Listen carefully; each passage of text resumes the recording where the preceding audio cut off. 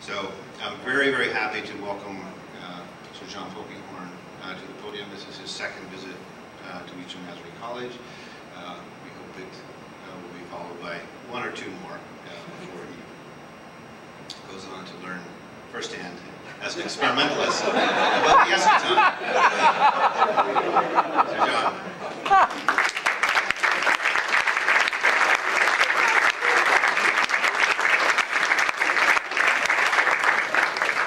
Thank you, Carl, very much. I'd like to say I very much enjoyed being here. I've already briefly been part of the conference. Well, I've also been very deeply impressed that 20 or so hard-pressed, busy academics have been prepared to take 3 weeks of their free time, that's a significant slice of their free time, to work and talk together on the subjects of open theology or open theism. There must be something in it, I think, if they're prepared to do that. And I want to talk a little bit about what I think are the promises that open theism offers to searchers after truth and after religious truth. Now, theism is under pretty heavy attack these days from some of my colleagues in the scientific world. Richard Dawkins back home in England, and you have your corresponding figures over here in North America. And the burden of their rather intemperate remarks very often is that religion is simply fantasy. It is fairy tales, really.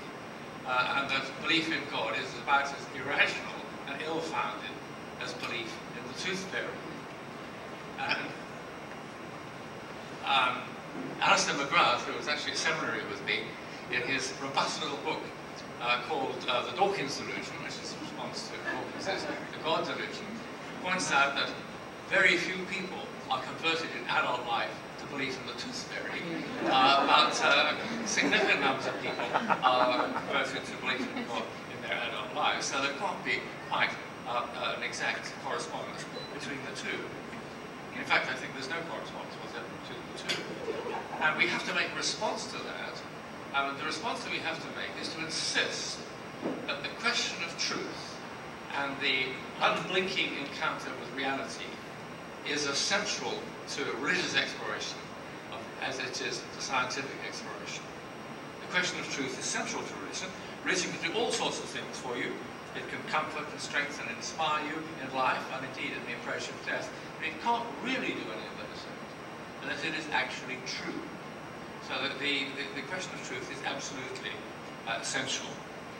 And religious people are people who should be, and in many cases are, prepared to be clear-eyed in their encounter with reality. In fact, I think some of the clearest-eyed people I know are actually religious, in the technical sense of being monks or nuns, living a religious life in that sort of way. They may be living a somewhat confined life in the cloister, but they're certainly very open-eyed in relation to what is going on in the world, in the encounter with reality. And that is, I think, the essential promise of open theology, that is prepared to look at the world, to see what the world is like, and to take the world on its own terms in that sense. And when we do that, of course, we see a very strange and mixed sort of picture of the world in which we live. On the one hand, there is much which is beautiful and fruitful in the scientific story about what is going on in the world, about the structure of the world in which we live, and about the cosmic history of the world in which we live. I worked in theoretical physics, and a word that's absolutely essential in the conversation of theoretical physicists, though it absolutely never appears in the formal papers that they write for journals like the Physical Review, an absolutely essential word in the experience of physicists is wonder.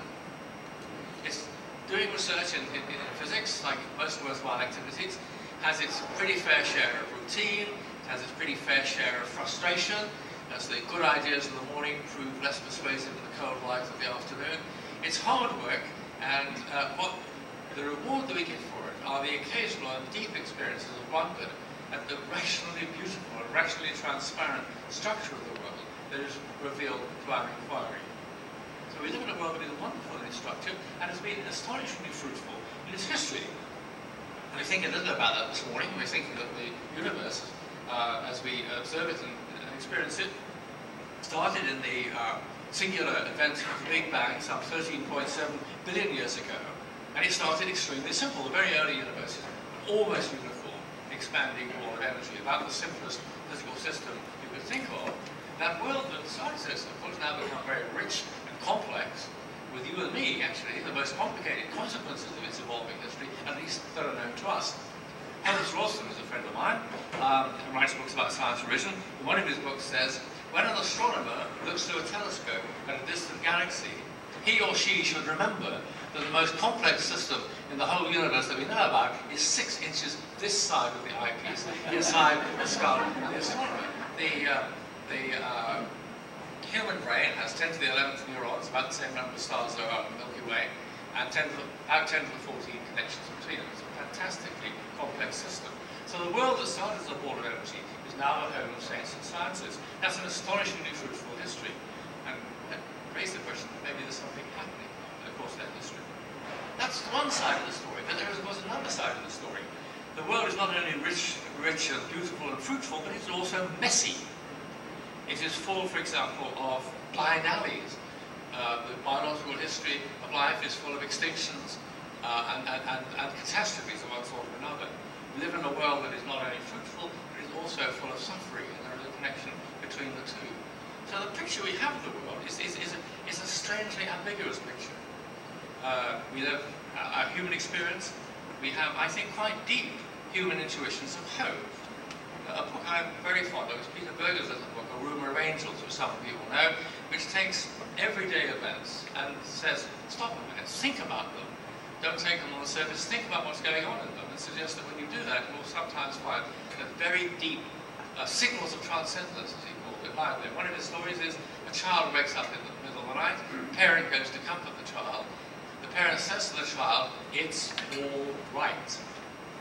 And Berger says, what's going on there? Is that a loving lie on the part of the parent? We live in a world that has cancer and concentration camps in it. It is not manifestly all right in a straightforward sense. But nevertheless, it is an assurance that the parent needs to give to the child as part of that child's growing up into full humanity.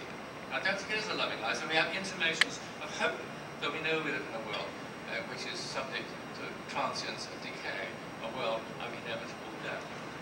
So if we look open-eyed at the universe, we see this curious combination. We see a problem of evil in the world, and we see a problem of good in the world. And where do they both come from, and how are they reconciled with each other? And I think in particular, the questions of theology, the problems of wrestling with the strangeness of suffering present in the world, is absolutely central to the issue of credible religious belief. I think that we all know what the problem is. If God is almighty and loving, whence comes disease and disaster? He said to cure us a long time ago. And I think that that's the problem. The problem of the theology problem is the one that holds more people back from religious belief than anything else, and troubles those of us who are religious believers probably more than anything else. And so we see a world which has a cosmic history which is not consistent with being interpreted as the unfolding of a perfect plan, complete in every detail. But equally, it is not consistent with the world just being a concatenation of random events, one damn thing after another, as one might say.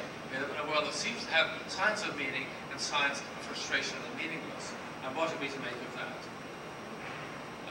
And one of the open theology suggests to us that we should think of the world neither as a perfect unfolding of an already eternally written history, nor as a meaningless world, but as something much more like an unfolding improvisation, in which the creator and creatures interact in an unfolding process in which each have their parts to play and each have their independence to play.